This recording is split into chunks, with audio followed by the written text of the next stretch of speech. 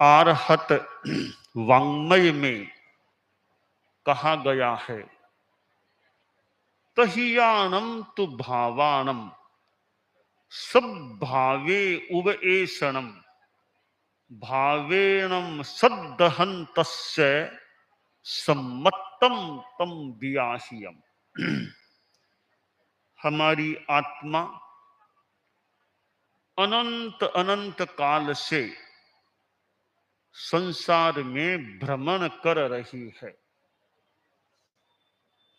आत्मा कब से भ्रमण में संलग्न हुई कि आदि बिंदु क्या है? तो आदि बिंदु कुछ नहीं, अनादि है। अनादि काल से कोई आदि है ही नहीं।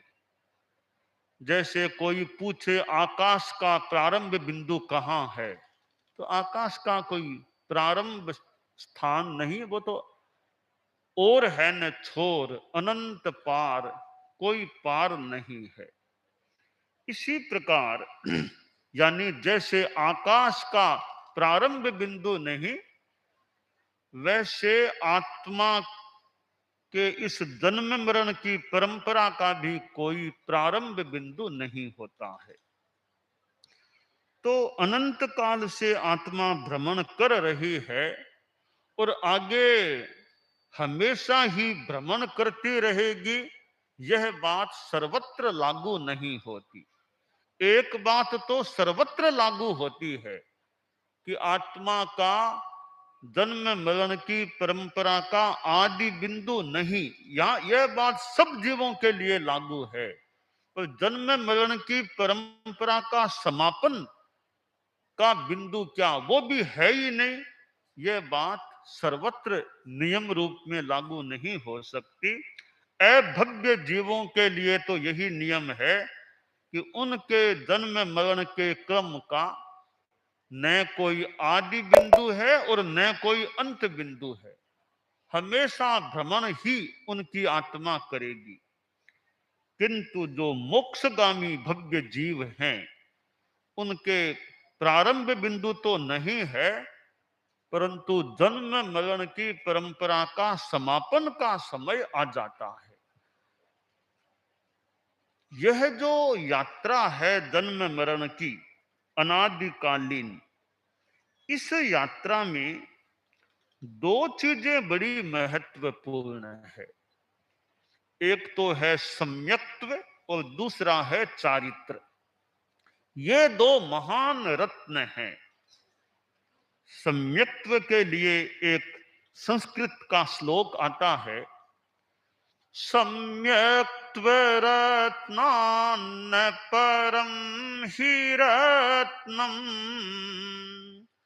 सम्यक्त्वमित्रान्न परम हि मित्रम् सम्यक्त्वबन्धोर्न परो हि बन्धुः सम्यक्त्वलाभान्न परो हि लाभः। कि सम्यक्त्व के समान कोई रत्न नहीं, सम्यक्त्व रत्न से बड़ा कोई रत्न नहीं है। सम्यक्त्व रत्न से बड़ा कोई रत्न नहीं।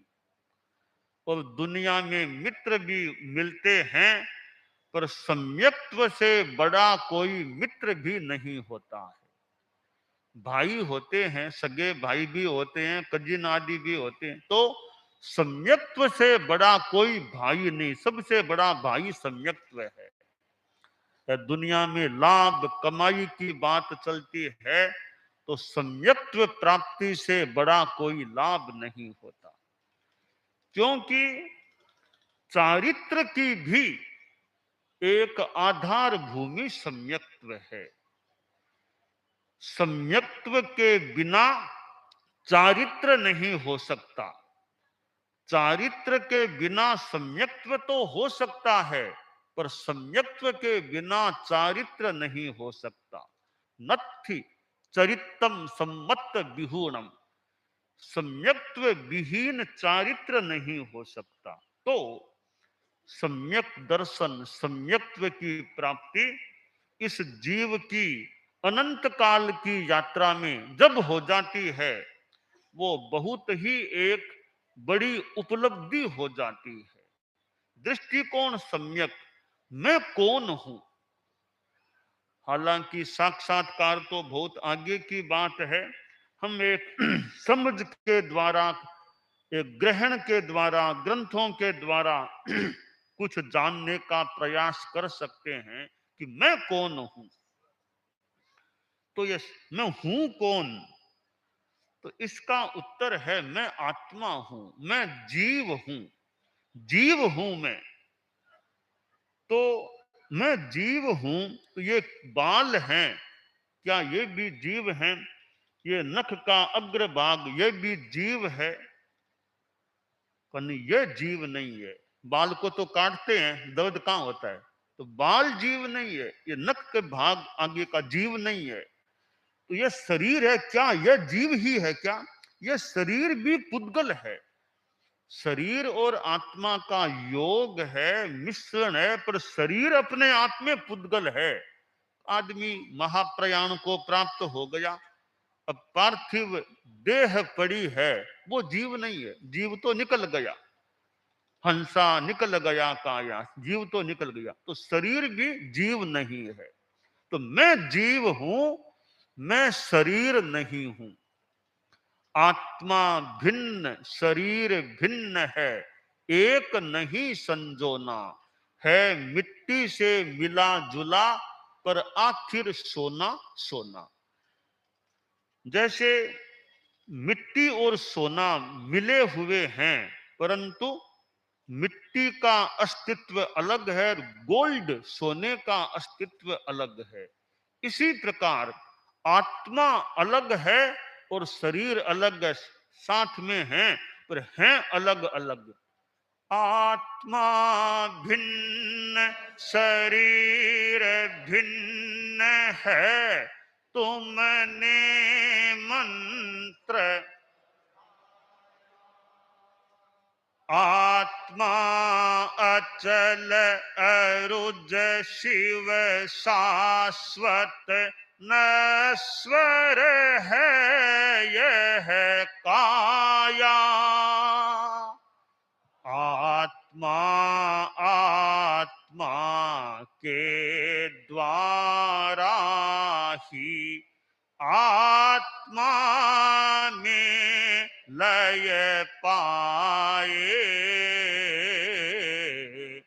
चैत्य पुरुष देव तुम्हारा, पुण्य नाम मेरे मन में रम जाए। चैत्य पुरुष। तो आत्मा अलग है, शरीर अलग है। यह भेद विज्ञान कि मैं शरीर नहीं हूं, मैं आत्मा हूं। तो मैं आत्मा हूं, जीव हूं, यह शरीर भी आत्मा नहीं, अजीव है। शरीर अजीव है, अपने आप में पुद्गल है। तो प्रश्न होता है कि मैं आत्मा हूं, यह मेरे साथ क्यों हो गया? मैं तो आत्मा हूं, यह शरीर अजीव है, यह मेरे साथ साथ क्यों रहता है? मेरे साथ क्यों हो गया? यह क्यों मेरा साथ यह कर रहा है? इसका कारण क्या है? तो इसका उत्तर है बंध। ऐसा कर्मों का बंध मेरा किया हुआ है, जीव का ही किया हुआ है। उस बंध के कारण से यह शरीर का संबंध मेरे साथ हो गया, शरीर मेरे साथ रह रहा है। तो बंध कारण है इस शरीर के साथ संबंध का। तो प्रश्न है, यह बंध किस रूप में है? कभी बंध दो रूपों में होता है, पुण्य के रूप में और पाप के रूप में। तो यह पुण्यात्मक बंध भी होता है और पापात्मक बंध भी होता है। पुण्य का बंध है, उसका उदय है पुण्य का, शरीर भी बढ़िया मिल सकेगा, शरीर स्वस्थ रह सकेगा, साउंड बॉडी, अच्छा मजबूत शरीर। पाप का योग हो गया, शरीर में बीमारियां, कमजोरी, कि 5 किलोमीटर भी पैदल चलना हो वह भी मुश्किल है। शरीर की साता योग ठीक है तो 15 किलोमीटर भी चल लो, खास कोई थकान नहीं है। तो यह पुण्य और पाप के रूप में बंध है। इस बंध के कारण से जीव का इस अजीब शरीर के साथ संबंध हुआ है। तो अगला प्रश्न होता है, ये जो पुण्य पाप के रूप में बंध है वो क्यों होता है? तो इसका उत्तर है आश्रव। एक आश्रव नाम का तत्व है, वो कर्मों का आकर्षण करता है, कर्मों पुद्गलों को खींचता है और वह आश्रव कर्मों का बंद कराता है।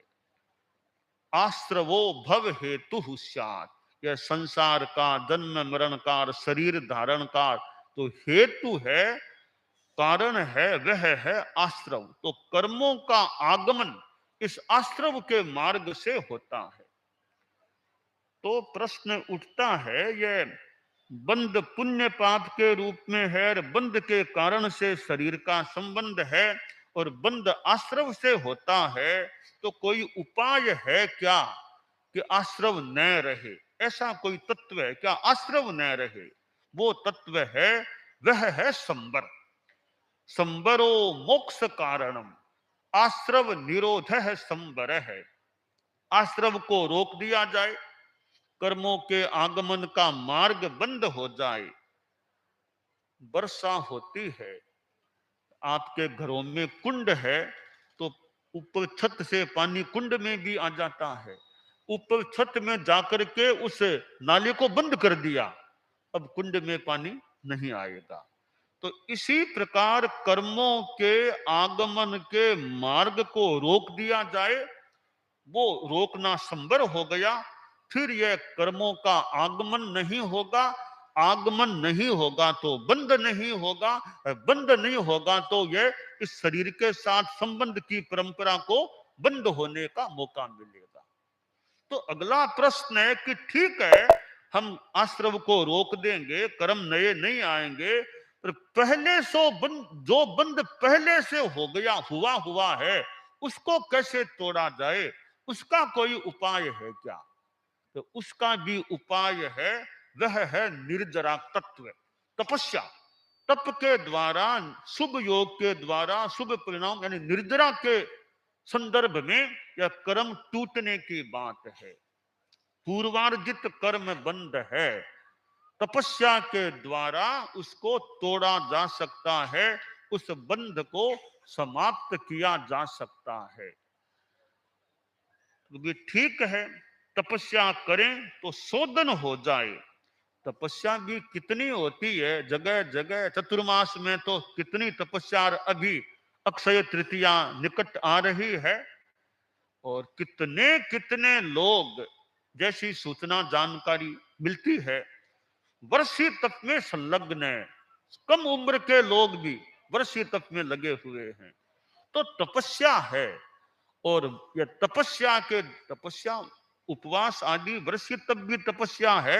यह स्वाध्याय करना, निर्वध्य सेवा करना आदि आदि ध्यान है। अनेक रूपों में तपस्या तप किया जा सकता है। उन कर्मों को, बंध को तोड़ा जा सकता है, कम किया जा सकता है। तो भी संबर कर लेंगे तो नए सिरे से कर्म नहीं बंधेंगे, और निर्जरा तप के द्वारा पुराने कर्मों को तोड़ दिया जाएगा। तो सारे कर्म नए तो बंधेंगे नहीं, अगर संबर है, पुराने सारे खत्म हो जाएंगे, तो फिर क्या होगा? तो ये आत्मा शरीर से हमेशा के लिए अलग हो जाएगी, मोक्ष अवस्था प्राप्त हो जाएगी। तो यह सम्यक दृष्टिकोण, यह तत्व बोध और तत्वों के प्रति श्रद्धान के रूप में सही दृष्टिकोण हमारी इस आत्मा की यात्रा में, इस दुनिया में यथार्थ जो है उसको जान लेना, उसको जानने का प्रयास करना। अब स्थिति यह है कि हम तो एक सीमित ज्ञान वाले लोग हैं, हम कोई केवल ज्ञानी तो है नहीं। हम तो सीमित ज्ञान वाले हैं। यह सारा जो तत्व बोध है इतना ज्ञान का, आखिर वो आया कहां से, बताया किसने? इस तत्व बोध के अधिकृत प्रवक्ता प्रवचनकार कौन है? तो इसका जैन दर्शन के संदर्भ में उत्तर है, इस सारे ज्ञान के तत्व बोध के अधिकृत प्रवक्ता तीर्थंकर होते हैं। अरहत तीर्थंकर हैं, वे हमारे देव हैं। अरहंतो मह देवो, अरहत मेरे देव हैं। तो तीर्थंकर से बड़ा कोई दुनिया में ज्ञानी नहीं है। और तीर्थंकर प्रवचनकार, अधिकृत प्रवक्ता, अध्यात्म के अधिकृत प्रवक्ता तीर्थंकर हैं। तो कि तीर्थंकर हैं तो वो हैं कहां भी? यहां तो अनुपलब्ध हैं, महाविद्य में मान लो हैं, पर इस हमारी भरतक क्षेत्र की एरिया में तो है नहीं भी। तीर्थंकर इतने ज्ञानी हैं, अधिकृत प्रवक्ता हैं, वीतराग हैं, घन घाटी चार कर्मों से उनकी आत्मा मुक्त है। उनके दर्शन करें तो कैसे करें भी? दर्शन तो अभी यहां तो मुश्किल है। अब सिमंदर स्वामी आदि तीर्थंकर हैं महाविद्य में, जैसा बताया गया है, वहां जा पाना मुश्किल है। कैसे वहां जाएं? इतनी हवाई जहाज प्लेन की यात्राएं हो रही है, लोग कहां से कहां चले जाते हैं। पर वो क्या ऐसी कोई प्लेन है क्या कि महाविद्य तक पहुंचा दे? ऐसी प्लेन कोई सुनी नहीं, जानी नहीं कि महाविद्य तक पहुंचा दे। कोई ऐसी स्थिति वर्तमान में चालू तो नहीं है। कोई आपवादिक रूप में कोई दिव्य शक्ति के द्वारा कुछ हो जाए तो अलग बात है, बाकी सामान्यतया वो तो संभव नहीं है। तो अभी वो अधिकृत प्रवक्ता तीर्थंकर तो अभी उनके दर्शन तो मान लें, असंभव जैसे ही मान लें, तो उनकी जगह पीछे कोई है क्या? भी पीछे तो आचार्य हैं, तीर्थंकरों के प्रतिनिधि, रिप्रेजेंट करने वाले, तीर्थंकर के रिप्रेजेंटेटिव प्रतिनिधि के रूप में तो आचार्य हैं। तो भी आचार्य हैं तो वे तीर्थंकर नहीं, तीर्थंकर की अनुपस्थिति में वे तीर्थंकर हो तो भी मान ले, नहीं है तो विशेषतया उनके प्रतिनिधि आचार्य हैं। प्रतिनिधि आप प्रथम पद का,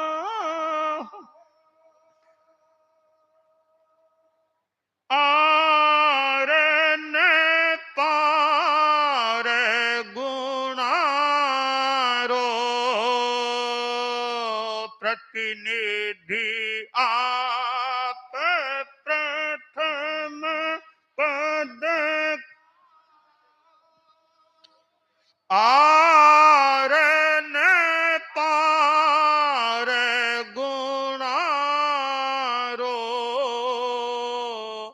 करुण पुकार सुनो सानो ग्रह, करुण पुकार सुनो सानुग्रह,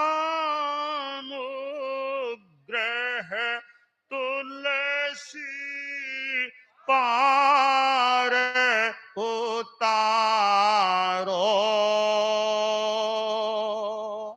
धर्माचार जय मुझ मैं लीनो शरण तुम्हा, है और न कोई चारो, धर्माचार जय मुझ तारो। वे आचार्य तीर्थंकर के प्रतिनिधि हैं, तो कि आचार्य हैं और साधु साध्वियां भी हैं, निर्ग्रंथ हैं, वे गुरु होते हैं। तो यह जो सारा ज्ञान है, जीव अजीव, पुण्य पाप, आश्रव संबर, निद्रा बंध मुक्त, ये क्या है? यह तत्तम, यह तत्व है, यह तत्व है।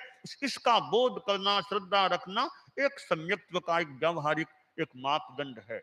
तो आदमी का दृष्टिकोण सम्यक हो, सम्यक्त्व प्राप्त हो, और यह आस्था, यथार्थ के प्रति आस्था, तमेव सत्यम निसंकम जंग जिणे हिम पवेयम, कि भी मैं तो कोई सर्वज्ञ हूं नहीं, पर जो सर्वज्ञ हैं, वीतराग हैं, उनके द्वारा जो प्रवेदित है वह निसंक है, सत्य है। यह मेरी आस्था है कि मेरी समझ में अंतर हो सकता है, मेरी धारणा में कई अंतर हो सकता है, पर केवल ज्ञानी जो बताएंगे, जो उनके ज्ञान में है, जिसको वो सत्य बता रहे हैं, वो वास्तव में सत्य है। क्योंकि केवल ज्ञानी कभी मृषावाद नहीं करते, वो झूठ नहीं बोल सकते। क्यों नहीं बोल सकते? कि केवल ज्ञानी के राग द्वेष नहीं है, इसलिए वो झूठ नहीं बोल पाते। तो राग द्वेष तो नहीं है, पर भूल में कोई बात गलत कह दे तो वो भूल भी नहीं करते। वो इतने अप्रमत्त हैं, इतने जागरूक हैं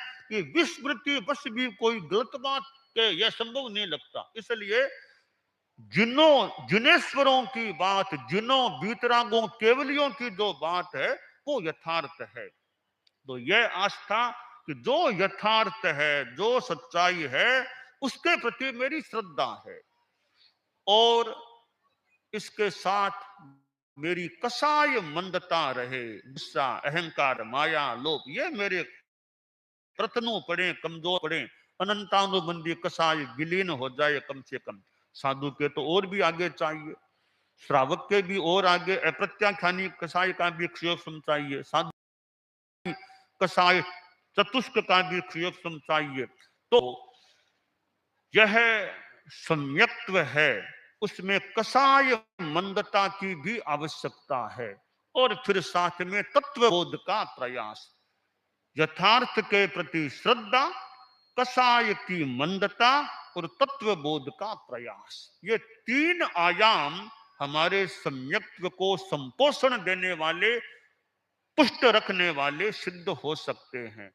तो हमारे जीवन में सम्यक्त्व रहे और फिर चारित्र की भी साधना आगे बढ़े, तो यूं करके हम मोक्ष की दिशा में अग्रसर हो सकते हैं। दानान शिष्ठम अभयपयानम